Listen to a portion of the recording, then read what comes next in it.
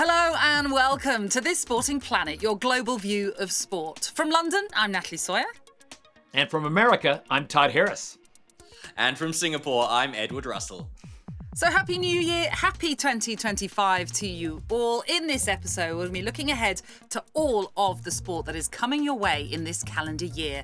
From the UEFA Women's Euros to the South Asian Games and even a Ryder Cup in New York. There is so much for us to look forward to.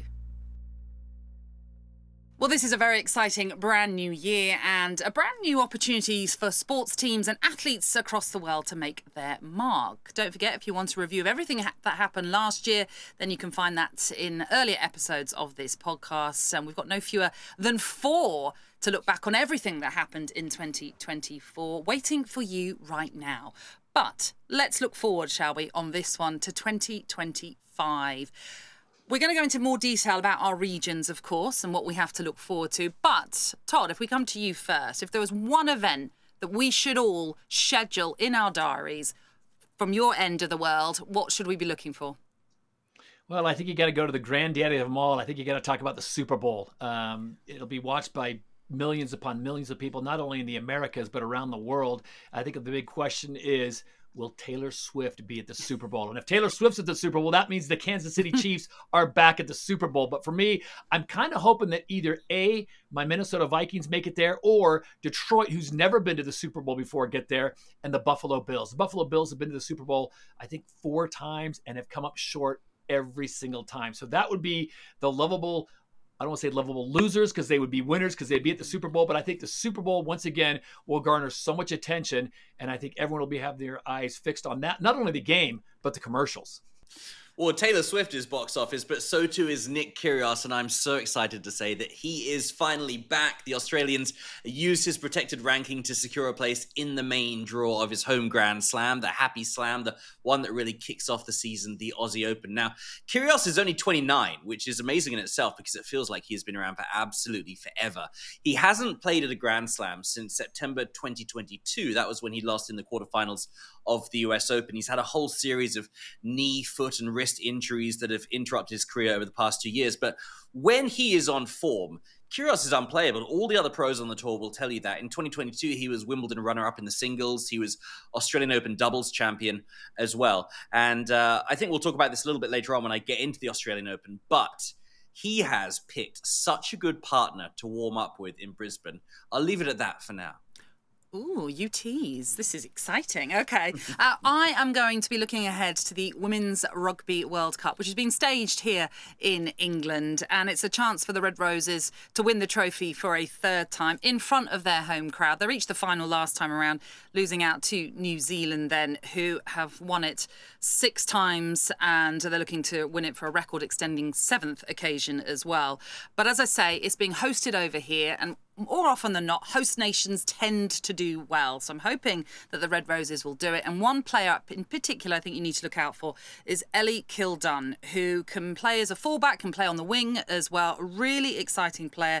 If you look back to the Six Nations, the Women's Six Nations of last year, she scored 9 tries in 5 matches. She was the top try scorer. She was the leading point scorer. She had the most carries, and she was also named World Rugby Women's 15s Player of the Year for 2024 for her international performances. So another big year awaits for her, and it's the global stage where we hope, from an England perspective, that Ellie Kildunn will get the job done.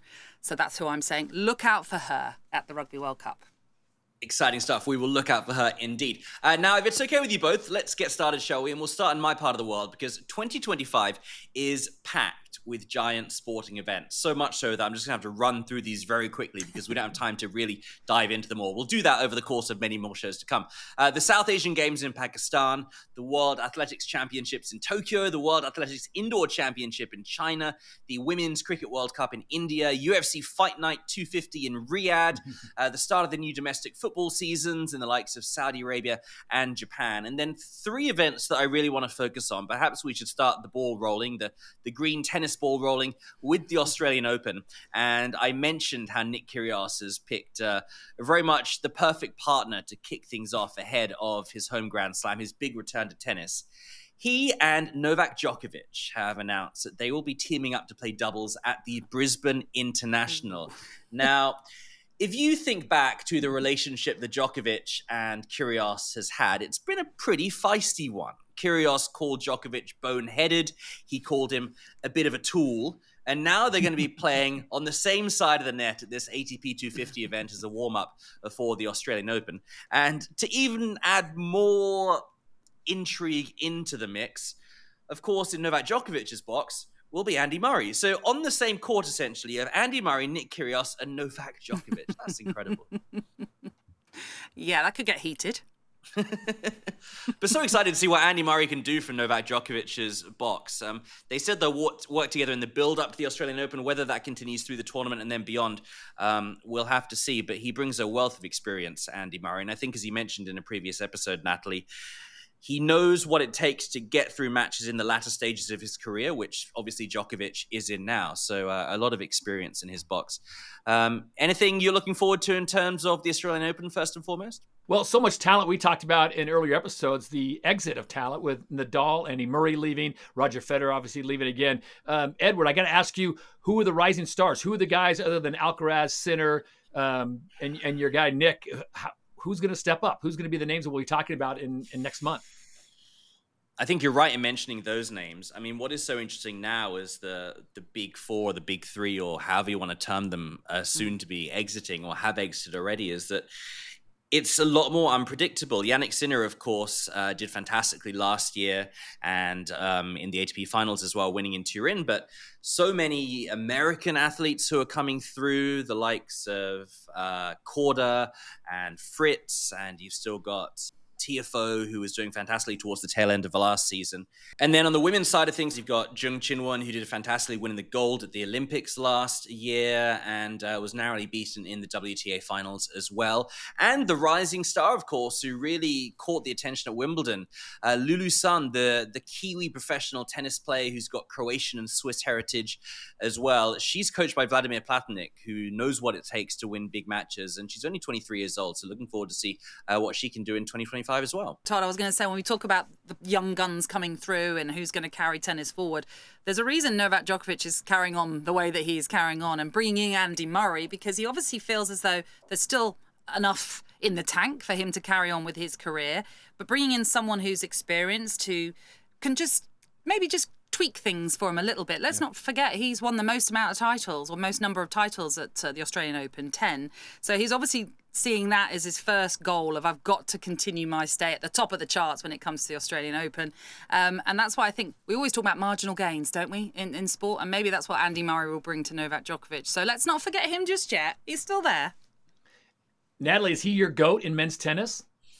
Oh, now that's an interesting one. Now you're going to go off topic here. Is he my GOAT? Well, obviously, in terms of records, yeah, of course, he is the GOAT. But in many of our podcasts, we've talked about grace and class. And for me, that's got to be Roger Federer and what he did on the court. I mean, even further before that, you could even mention Pete Sampras and what he did for tennis as well.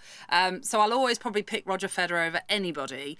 But Novak Djokovic is a record breaker, so he's got to be in the reckoning. And if someone picks him, then I can totally understand why. Well, from a British angle, of course, when it comes to the women's side of the draw in the Australian Open, we'll all have eyes on Emma Raducanu, because it's been a difficult sort of few years for her with injuries, and she's always been trying to find that winning formula, hasn't she, with changing of coaches multiple times. She's got a new coach. She's sort of refocused on the new year, 2025, the first Australian Open, of course. So we'll be looking to see how she gets on. And also what's interesting about the women's side of things is that it's a really difficult sort of tournament to call, because 4 of the last 5 Australian Opens have been won by 4 different players. So who knows what will happen. Aryna Sabalenka will have a big part to say in this, because she's won it a couple of times, of course, and she is the defending champion. But yes, as I say, from here in Britain, we'll be hoping, fingers crossed, that Emma Raducanu has an injury-free 2025. Yeah, so that's happening at the start of 2025. Right at the end, in fact, if we fast forward to December, the 2025 Southeast Asian Games, otherwise known as the 33rd SEA Games, will be held in Thailand, the 7th time that Thailand has hosted it. And there are going to be 11 nations involved, 569 events in 50 sports. Now, If you don't know about sport in this part of the world, we have the Southeast Asian Games, the South Asian Games, and then the Asian Games, which is a bit more grand, shall we say, a bit more prestigious. So the great thing about the SEA Games is you get some interesting sports that might not feature in the higher tier tournaments. So baseball 5, canoe slalom, hockey 5s, kabaddi, tech ball, and woodball will make their SEA Games debuts at these games. Air sports, flying disc, and tug of war will be demonstration sports, which are essentially a bit of an opportunity for future editions of the tournament to do some window shopping. So, hey, if tug of war becomes a SEA Games sport, I'm all for that. I don't know. I mean, the training can only be, I guess, pretty one-dimensional. It's just lifting things and then pulling things. But excited to see what happens there. And then in Singapore, the 22nd edition of the World Aquatics Championships will take place from the 11th of July to the 3rd of August. Over 2,500 athletes expected to participate across 210 national member federations. 6 aquatic sports: swimming, water polo, diving, artistic swimming, open water swimming, and high diving. This is a huge moment for Singapore. I hosted the kind of groundbreaking ceremony and the introduction of all the sponsors that will be getting behind this.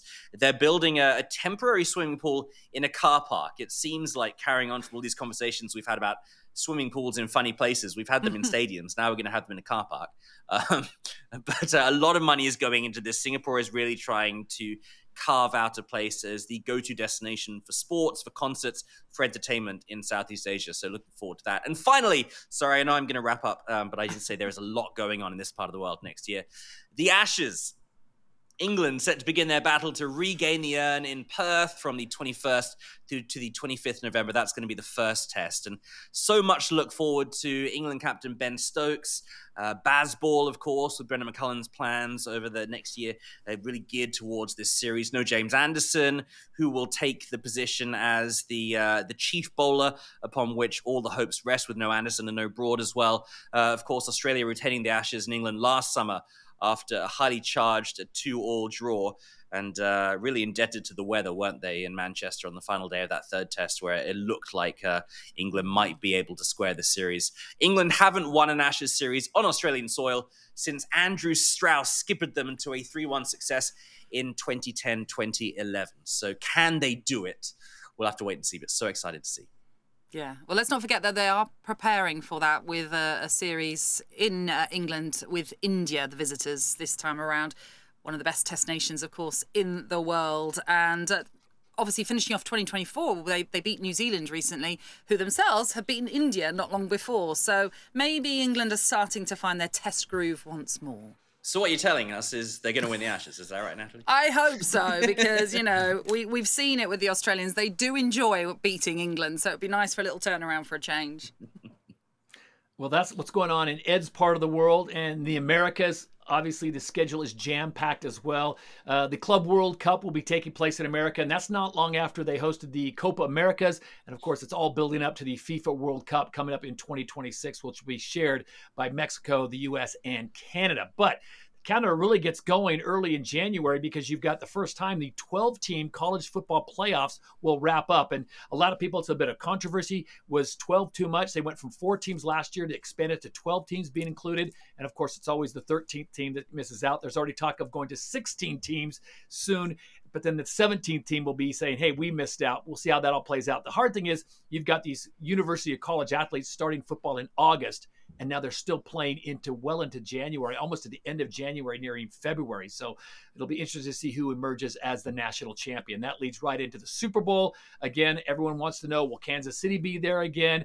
Will Taylor and Travis still be together again? And I think right now the odds-on favorite to make that Super Bowl could be the Detroit Lions, who have never been there before, and of course the Buffalo Bills, who have been there before but have never won it. And there's a lot of great storylines in the NFL.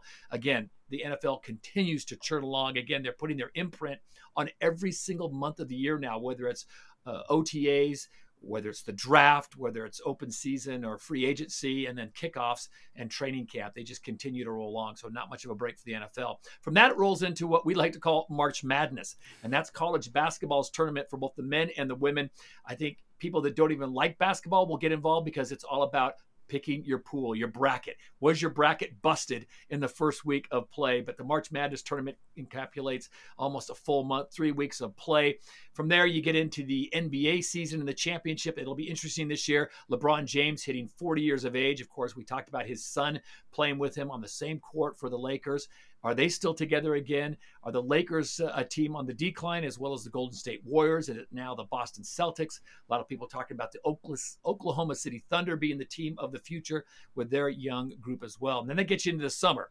Then you've got the baseball, which is the classic in the fall. Will it be the Yankees and the Dodgers again? Shohei Ohtani versus Judge? Or will Juan Soto and his newly minted, get this guys, $765 million contract, which he took across town to the New York Mets, will they get there? And I haven't even touched on golf yet. The Americans last year did so well in the majors. Can they convert that into a Ryder Cup, which is coming to the US of A? So a busy year in 2025 for the Americans.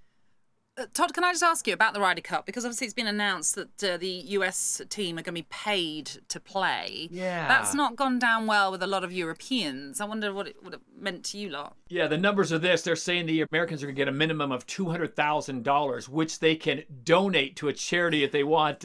Keegan Bradley and a lot of other guys have already said, I will be donating that money. I'm sure Scotty Scheffler, $200,000 to him is not a lot of money. That's walking around money, or as we like to call it, Natalie Sawyer money. It's just, they will probably donate it to charities. But I hear you. The sound of it just doesn't ring true. They get paid so well, and you win a tournament like the Masters or you win the PGA, you're getting paid a truckload of money. Does $200,000 really need to be paid out? That's what they decided to do. So we'll see how it all plays out. But I think a lot of it's going to be going, fortunately, to charity. Well, that's good to hear. But someone who is always a spokesperson for the European Tour is Rory McIlroy, and he's not happy about it. He said every 2 years there are 104 weeks and 103 weeks that you can play golf and get paid. So he's sort of suggesting there is a week where we can go without money, and he even has suggested that he would pay himself to play in the Ryder Cup, so much so that he loves it. That just brings a little bit more spice and heat to the Ryder Cup in New York later on in 2025.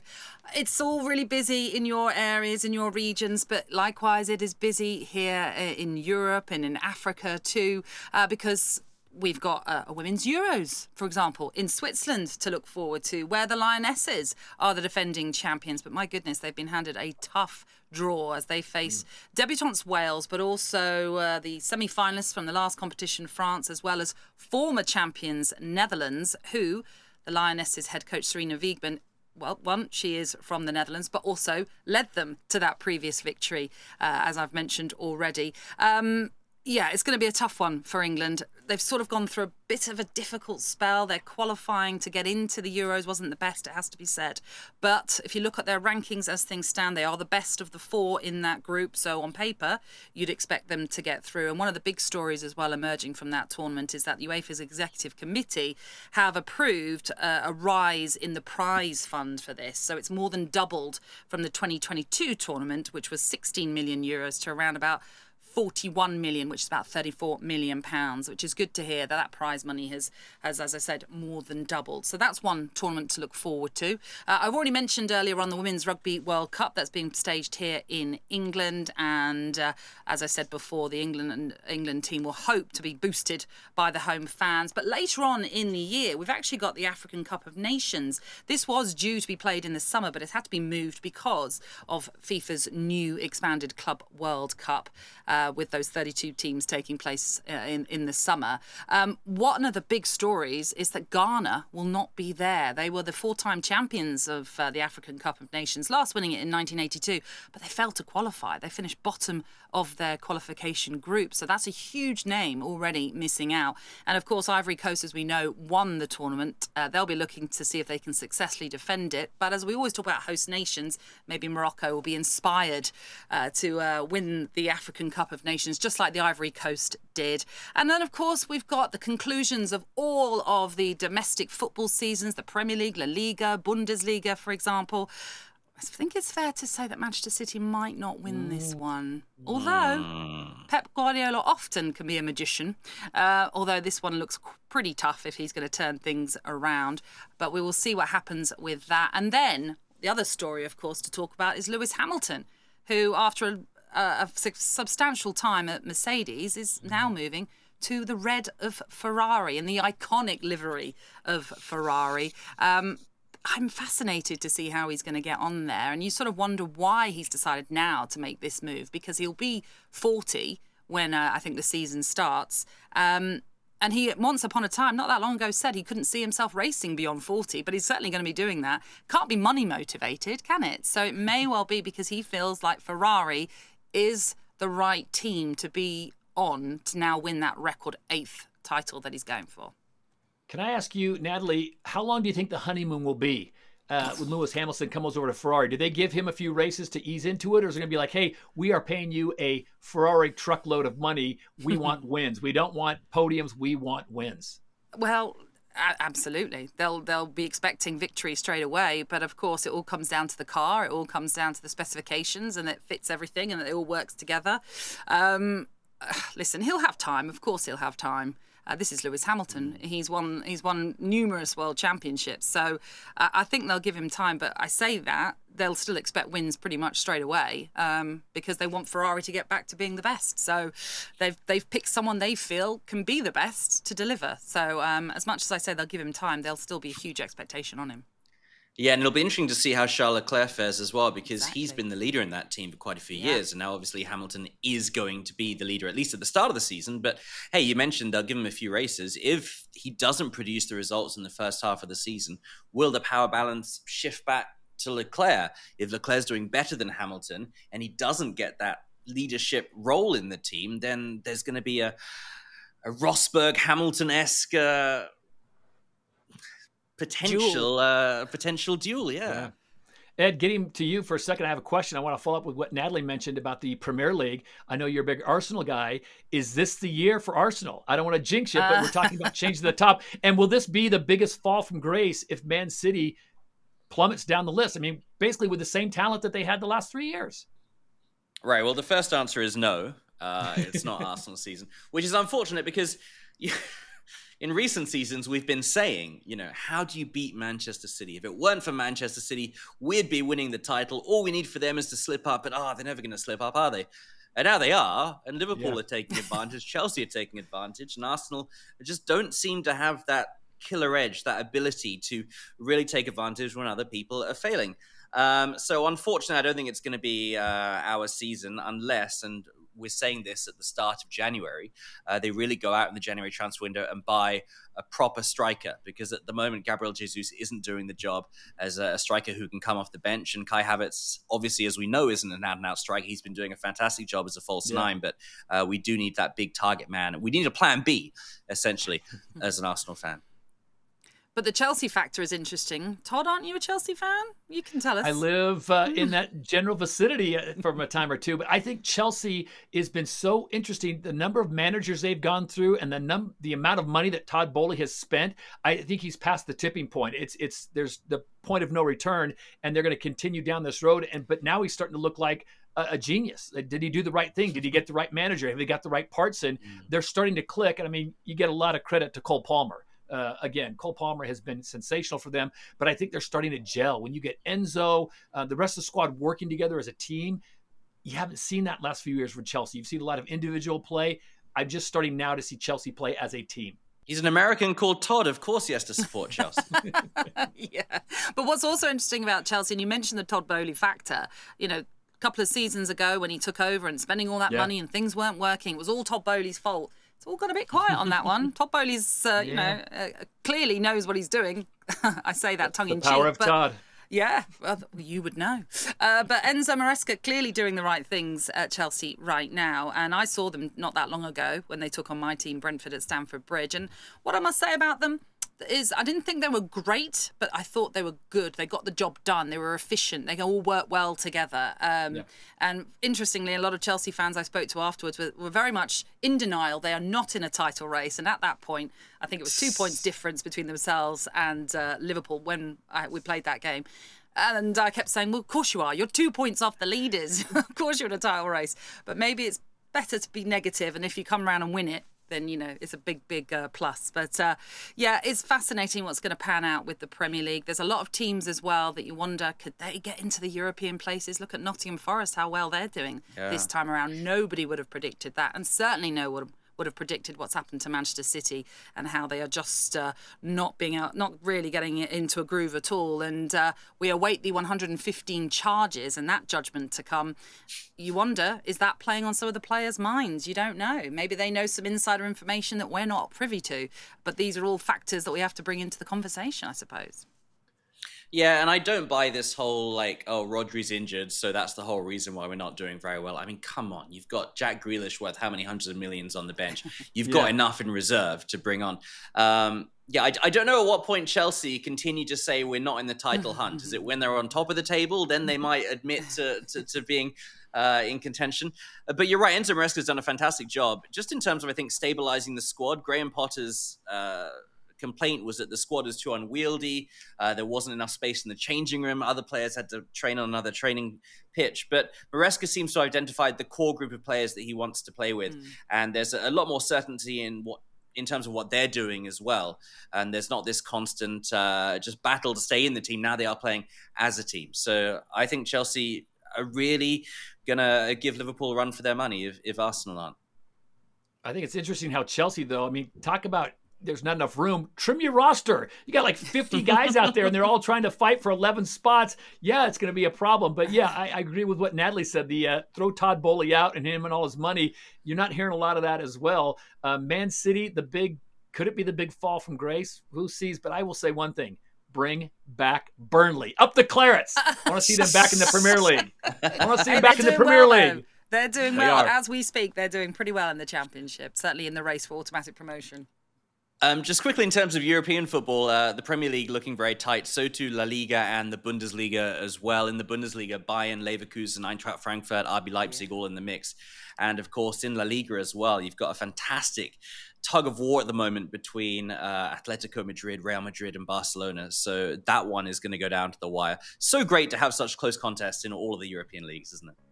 So much to look forward to in 2025, but that's all the time we have for this episode. Don't miss the next one when it comes out by subscribing on your favorite podcast provider and on YouTube. And don't forget, we've got all our review episodes of 2024 ready for you to enjoy as well, and you can find them earlier in the feed.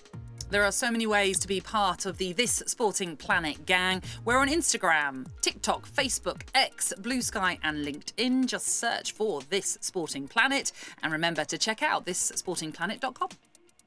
And you don't have to wait long for us to be back with you. We will have a more in-depth January preview coming for you in the next couple of weeks, where we'll also look back on all the festive sport. We'll also have episodes right throughout 2025, looking at all the sport we can fit in from across the globe. But for now, from Natalie, Todd, and myself, and the whole of the This Sporting Planet team, thanks for listening.